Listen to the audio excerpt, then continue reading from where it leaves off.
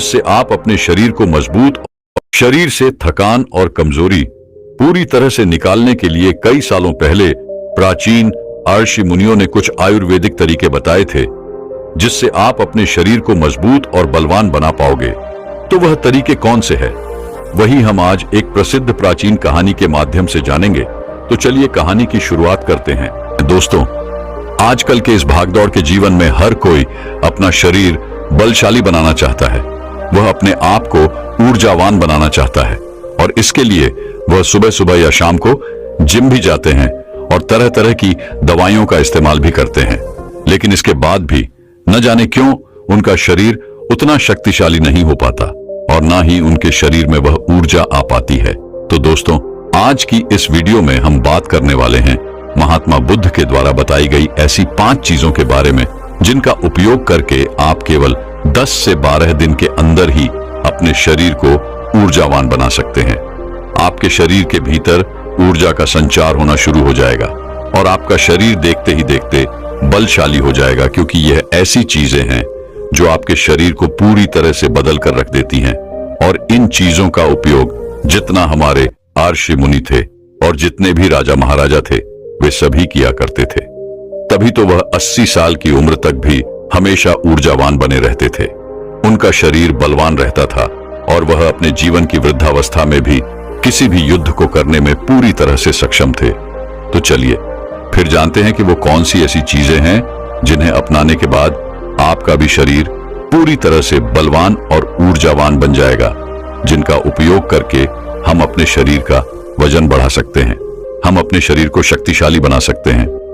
एक समय की बात है, एक नगर में एक महान गुरु रहा करते थे। उन गुरु की ख्याति दूर दूर तक फैली हुई थी। कहा जाता था कि वो आयुर्वेद के बहुत ही बड़े झांता थे। एक दिन उनके पास एक युवक आता है और वह उनसे हाथ जोड़कर कहता है, हे गुरुदेव, मैं आपके पास बहुत दूर से आया हूं। मैंने आपके बारे में बहुत कुछ सुन रखा है, कृपया करके आप मेरी समस्या का समाधान करें। इस पर वह गुरुवर उस युवक से कहते हैं, बेटा, तुम्हारा इतना दूर आने का क्या कारण है? उन गुरु की इस बात का जवाब देते हुए वह युवक कहता है, हे गुरुवर, देखने में तो मेरे शरीर में आपको कोई कमी नहीं लग रही होगी, लेकिन फिर भी मैं हमेशा थका थका रहता हूं। मेरा मन किसी भी काम में नहीं लगता। मैं जब भी किसी काम को शुरू करता हूं उससे पहले ही मेरा मन हार मान लेता है। ऐसा प्रतीत होता है कि मेरे शरीर में मानो ऊर्जा ही नहीं बची। अभी तो मेरी उम्र केवल 27 वर्ष की ही है, लेकिन अभी से मेरे चेहरे पर झुर्रियां पड़ने लगी हैं। मैं दिन भर आलस से भरा रहता हूं। मेरा शरीर बीमारियों से घिरा रहता है। मेरे शरीर में बहुत सारी बीमारियों ने घर कर लिया है। इसलिए आज मैं आपके पास आया हूं, क्योंकि मैंने आपके बारे में बहुत सारी बातें सुन रखी हैं। मैंने सुना है कि किस तरह से आप लोगों का जीवन बदल देते हैं, किस तरह से आप लोगों को बलवान और ऊर्जावान बना देते हैं। इसीलिए आप मुझे कुछ ऐसा उपाय बताएं जिससे मेरा शरीर पहले से अधिक बलशाली हो जाए और मेरे शरीर में ऊर्जा का संचार हो और साथ ही मुझे कोई बीमारी भी ना हो और मेरा मस्तिष्क अच्छी तरह से कार्य कर सके, किसी भी काम में मन लगा सके। उस युवक की सारी बातें सुनने के बाद वह गुरुवर उस युवक से कहते हैं, बेटा, आज मैं तुम्हें ऐसी 5 चीजें बताने वाला हूं जिसे अपनाकर तुम आसानी से अपने शरीर को शक्तिशाली बना सकते हो। तुम्हारा शरीर ऊर्जा से भरपूर हो जाएगा और तुम्हारा मन भी हर काम में लगेगा। आज जो भी मैं तुम्हें बताने जा रहा हूं उसे बहुत ध्यानपूर्वक सुनना, क्योंकि इनका नियमित रूप से उपयोग करने से ना तो तुम्हें कोई बीमारी होगी और ना ही तुम्हें थकान महसूस होगी, बल्कि तुम पूरे दिन ऊर्जा से भरे रहोगे और तुम्हारा मस्तिष्क भी अच्छी तरह से कार्य कर पाएगा। लेकिन इससे पहले कि मैं तुम्हें उन 5 चीजों के बारे में बताऊं, उससे पहले तुम्हें यह समझना होगा कि आखिर हमारे साथ यह तकलीफ क्यों होती है। हम में से अधिकांश लोगों को यह समस्याएं क्यों होती हैं? इतना कहकर वह गुरुवर उस युवक को यह समझाने का प्रयास करते हैं कि आखिर तुम्हारे भीतर यह समस्याएं क्यों हैं। आगे वो गुरुवर कहते हैं, बेटा, हमारा शरीर पोशाक तत्वों से बना है, फिर चाहे वह कोई भी अंग क्यों ना हो। हमारी मांसपेशियां भी पोशाक तत्वों से ही बनती है, और अगर पोशाक तत्वों की शरीर में कमी रहती है तो आपके शरीर के प्रत्येक अंग पर इसका प्रभाव अवश्य देखने को मिलता है। इसीलिए यदि तुम स्वस्थ रहना चाहते हो, तुम चाहते हो कि तुम्हारा शरीर ऊर्जावान बना रहे, तुम शक्तिशाली रहो तो इसके लिए आपको पर्याप्त मात्रा में पोषक तत्व तो लेने ही होंगे। इस पर वह युवक उन गुरुवर की बात काटते हुए कहता है, हे गुरुवर, परंतु हमें यह पोषक तत्व किस तरह से प्राप्त होंगे? इस पर वह गुरुवर मुस्कुराते हुए उस युवक से कहते हैं, बेटा, जब व्यक्ति को यह पता ही नहीं होता कि पोषक तत्व किन औषधि से मिलता है तो वह इनसे वंचित रह जाता है। हो सकता है तो हमारे शरीर की मरम्मत करने का काम भी करता है और इन्हीं से हमारे शरीर का विकास होता है। इसलिए अब जो भी मैं तुम्हें बताने जा रहा हूं उसे बहुत ध्यानपूर्वक सुनना, क्योंकि इससे तुम्हारा पूरा जीवन बदल जाएगा। इतना कहकर वह गुरुवर उस व्यक्ति से कहते हैं, बेटा, यह जो हमारी धरती है यह हमें बहुत ही कम पैसों में ऐसी चीजें उपलब्ध करवा देती है जिनको कि गरीब से गरीब व्यक्ति भी बहुत आराम से खरीद सकता है, और यहीं से हमें वो औषधियां भी मिलती हैं जिनसे हमारे शरीर को पोषक तत्व प्राप्त होते हैं।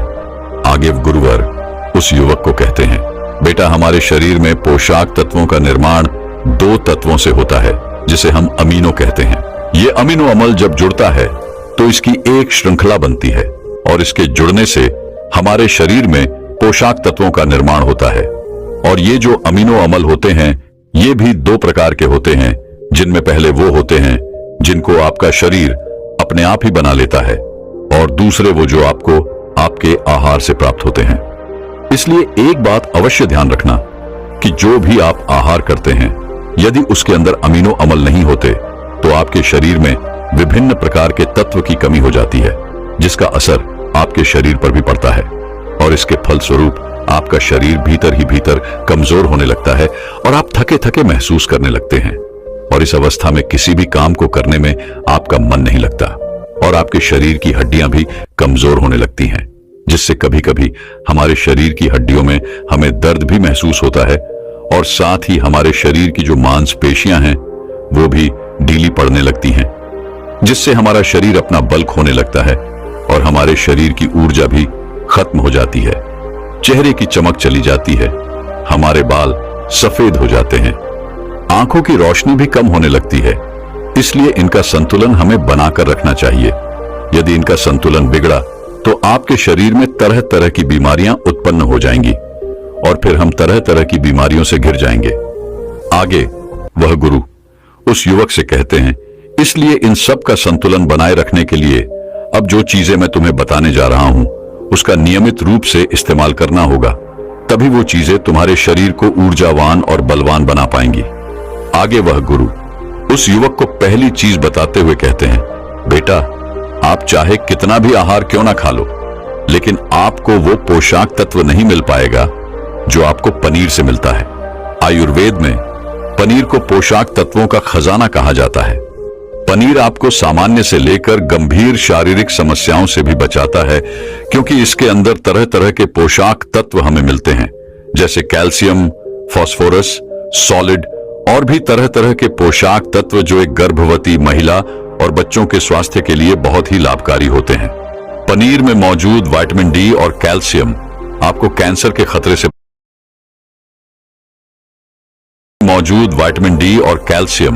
आपको कैंसर के खतरे से बचाते हैं और इसमें मौजूद कैल्शियम और फास्फोरस जिसकी मदद से आपकी हड्डियों को मजबूती मिलती है और साथ ही साथ पनीर खाने से दिल की बीमारियों से भी राहत मिलती है। इसमें पाए जाने वाला सेलेनियम नामक एंटीऑक्सीडेंट लंबे समय तक आपको जवान बनाए रखता है, आपको भीतर से पूरी तरह से स्वस्थ रखता है, जिससे आप ऊर्जावान बने रहते हैं और बीमार नहीं पड़ते। आगे वह गुरुवर उस व्यक्ति से कहते हैं, पनीर में मौजूद पोषक तत्व शरीर को न केवल ऊर्जा देते हैं बल्कि वह हमारे शरीर के मांसपेशियों के लिए भी बहुत महत्वपूर्ण होते हैं।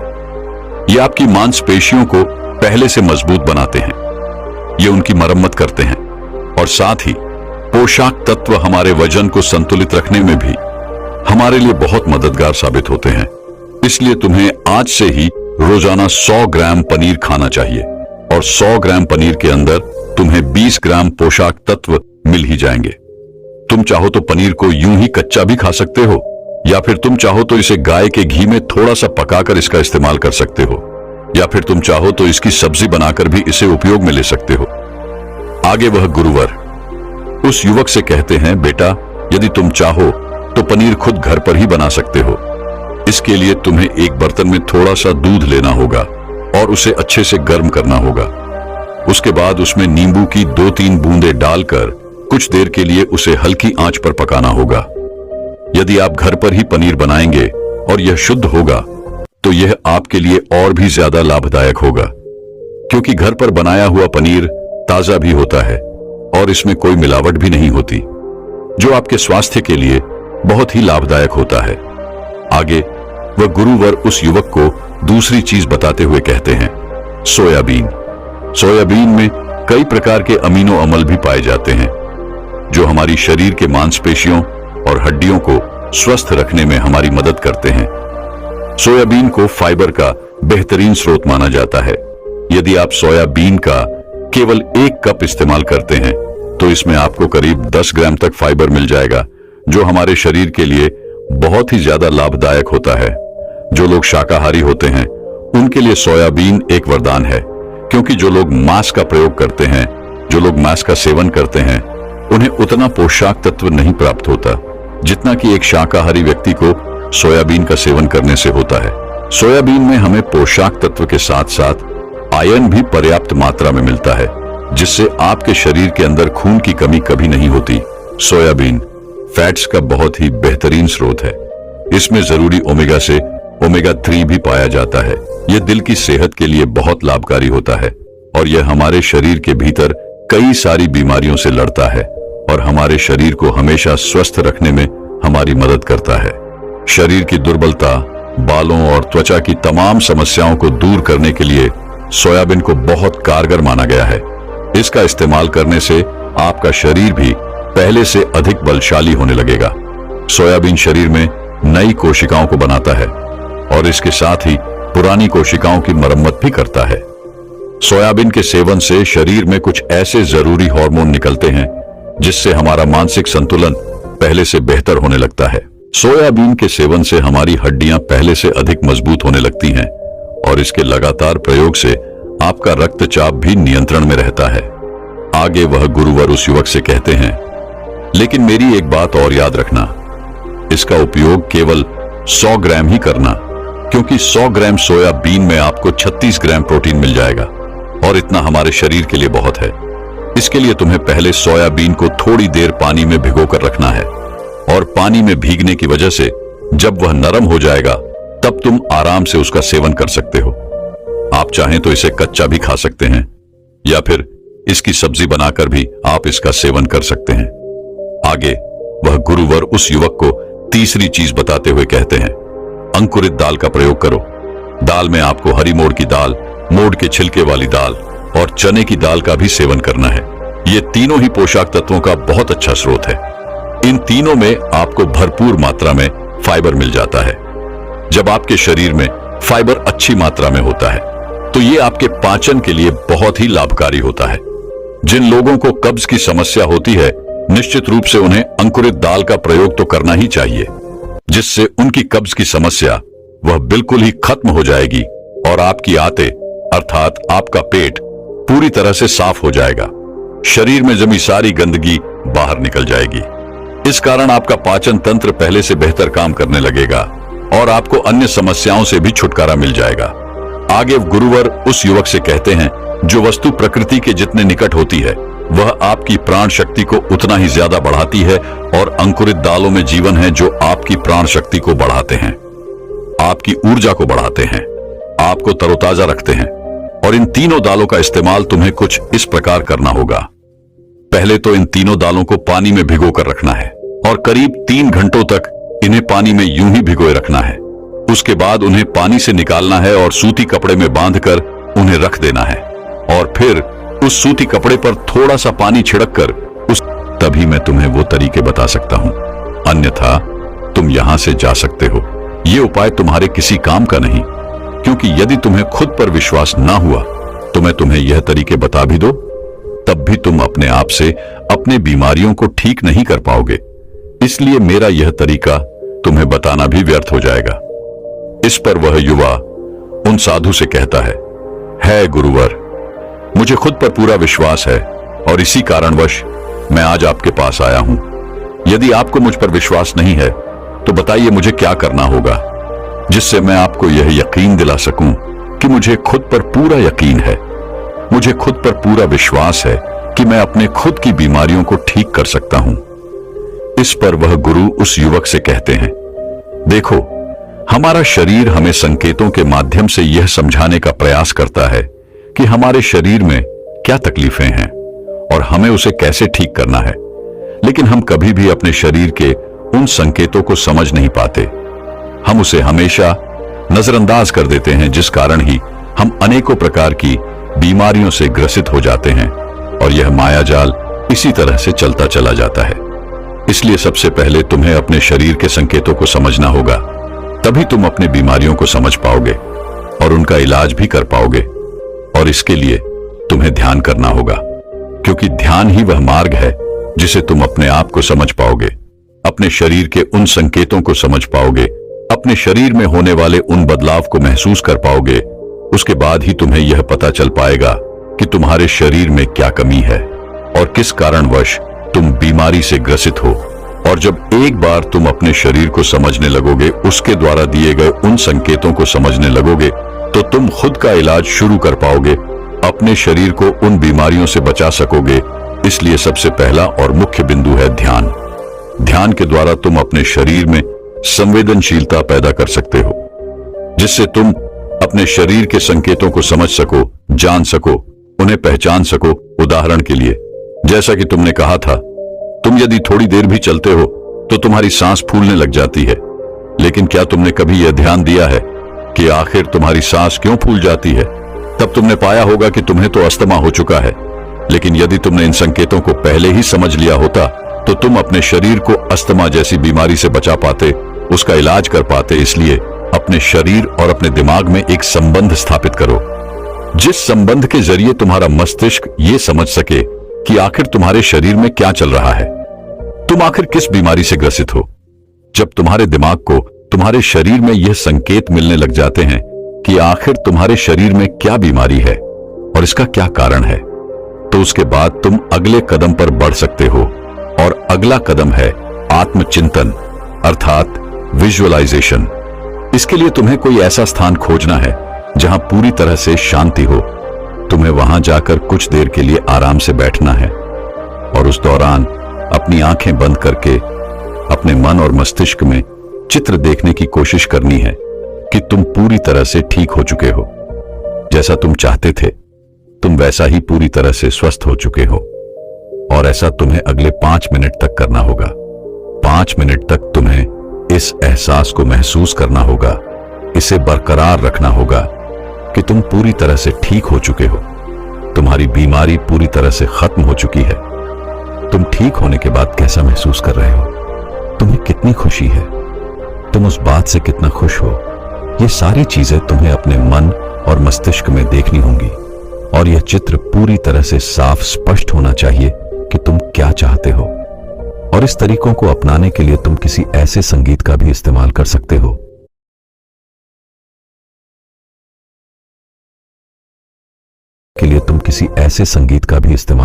हो जिसके जरिए तुम आसानी से आत्मचिंतन कर सको, जिसे तुम्हारा मन शांत हो जाए और तुम आत्मचिंतन में पूरी तरह से डूब सको। जितना साफ और जितने स्पष्ट आप चित्र देख सकेंगे, उतनी ही जल्दी आप अपनी बीमारियों को ठीक कर पाएंगे। जब भी हम किसी खेल के बारे में सोचते हैं तो हमारा मन आसानी से उसके चित्र बड़ी सरलता और साफ और स्पष्ट तौर पर बना पाता है। तब हमारा शरीर अपने आप को सबसे उत्तम स्वरूप में देखता है और ठीक उसी रूप में हमारा मस्तिष्क आकर्षित होने लगता है और हमारा मन और हमारा दिमाग दोनों उस पर काम करने लगते हैं ताकि वह हमारे शरीर को उस अवस्था तक पहुंचा सके जिसे अभी हमने साफ और स्पष्ट तौर पर देखा है, जिसे महसूस किया है। क्योंकि समझने वाली बात यह है कि आचरण करने से हमारा दिमाग उस सौरों की ओर आकर्षित होने लगता है और जब यह बात हमारे औचित्य मन तक पहुंच जाती है तो अनजाने में ही सही, लेकिन हमारा औचित्य मन अपनी शक्तियों का इस्तेमाल करके हमारे शरीर को उन बीमारियों से ठीक करने लग जाता है। और आप अपने अवचेतन मन की इस शक्ति का इस्तेमाल करके आपके अंदर तरह तरह की बीमारियों को ठीक कर सकते हैं। यदि आप अपना मोटापा घटाना चाहते हैं, आप अपने आप को स्वस्थ और सुडौल बनाना चाहते हैं, या फिर आपको अपनी खूबसूरती बढ़ानी है, आप अपने अनेकों प्रकार की बीमारियों को खुद ब खुद ठीक कर सकते हैं, और वो भी बिना किसी दवा और बिना किसी चिकित्सक के। हमारे दिमाग, हमारे अवचेतन मन में ब्रह्मांड की सारी शक्तियां उपलब्ध होती हैं, लेकिन हम उन शक्तियों को पहचान नहीं पाते, उन्हें जान नहीं पाते। उनका सही इस्तेमाल करना हमें नहीं पता, क्योंकि हमें उसे इस्तेमाल करने की उन प्रक्रिया के बारे में ठीक से नहीं पता कि हम किस तरह से उन शक्तियों का इस्तेमाल कर सकते हैं, कैसे उन्हें जागरूक कर सकते हैं। इसके लिए आपको आत्मचिंतन करना ही होगा, और जहां पर भी आप आत्मचिंतन करने बैठेंगे वहां पूरी तरह से शांति होनी चाहिए। आप चाहें तो किसी ऐसे संगीत का इस्तेमाल कर सकते हैं जिससे आप आत्मचिंतन की गहराई तक उतर सके, और आपको ऐसा अगले 21 दिनों तक करना होगा। और हर रोज 15 मिनट जब आप ऐसा करेंगे तो आपको अपने भीतर एक अभूतपूर्व बदलाव महसूस होगा।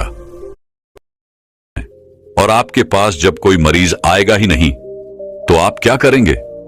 आपके पास पैसे कहां से आएंगे? आप अपना घर बार कैसे चलाएंगे? जिस कारण ये सारी पद्धतियां छुपा दी गई। लोगों को यह यकीन दिलाया गया कि आप खुद से खुद को ठीक नहीं कर सकते, और देखते ही देखते हम सब ने इन सब चीजों पर यकीन कर लिया। और अब तो हालत ये हो चुकी है कि हम चाहे छोटी सी बीमारी क्यों ना हो, जैसे ही हमें लगता है कि हमें ये बीमारी है, हम तुरंत किसी चिकित्सक के पास जाते हैं, क्योंकि हमें खुद पर विश्वास नहीं है, हमें खुद पर यकीन नहीं है। और उसका नतीजा यही है कि हम तरह तरह की बीमारियों से घिरे हुए हैं। एक बीमारी खत्म नहीं होती कि दूसरी बीमारी हमें घेर लेती है।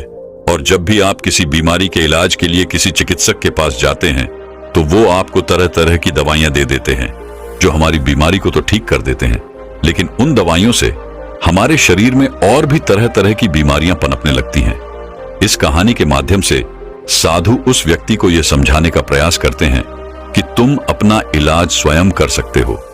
इस बात पर विश्वास करो, इस बात पर यकीन करो। जो भी प्रक्रियाएं मैंने तुम्हें बताई हैं, यदि तुम उसे अपने जीवन में अपना लोगे, उस पर अमल करोगे, तो ठीक 21 दिनों के बाद तुम अपने शरीर में वो बदलाव महसूस कर पाओगे। और उसके बाद चाहो तो तुम मेरे पास वापस आ सकते हो, ताकि तुम मुझे यह बता सको क्या आखिर तुम कैसा महसूस कर रहे हो, और 21 दिनों के बाद क्या अभी वह बीमार या तुम्हारे शरीर में है या नहीं, क्या तुम्हारी वह बीमारी ठीक हुई या नहीं। उस व्यक्ति ने उन साधु की सारी बातें ध्यानपूर्वक सुनी, और उसके बाद उसने यह तय किया कि अब से वह उन साधु की बातें मानेगा, उन पर यकीन करेगा, और खुद पर विश्वास करके वह अगले 21 दिनों तक इसका निरंतर अभ्यास करेगा। और 21 दिनों के बाद जो भी बदलाव उसके शरीर में वह महसूस करेगा, वह आकर ईमानदारी से उन साधु को जरूर बताएगा। यही सोचकर वह उन गुरुत्व को प्रणाम करता है और वापस अपने घर की ओर लौट जाता है। दोस्तों, मैं उम्मीद करता हूं कि यह कहानी सुनने से आपके जीवन में अच्छे बदलाव आए होंगे। आपको इस वीडियो से क्या सीखने मिला, ये कमेंट करके जरूर बताएं, और अपने परिवार, दोस्तों या आपके करीबी इंसान के साथ ये कहानी शेयर करके उन्हें भी इस ज्ञान से परिचित करवाएं। बाकी अगर आपको यह वीडियो दिल से अच्छी लगी हो तभी इस वीडियो को लाइक कर देना, और आपने अब तक इस चैनल को सब्सक्राइब न किया हो तो चैनल को सब्सक्राइब भी जरूर कर देना। आपका हर दिन शुभ हो और खुशियों से आपका जीवन भरा रहे। धन्यवाद। नमो बुद्धाय।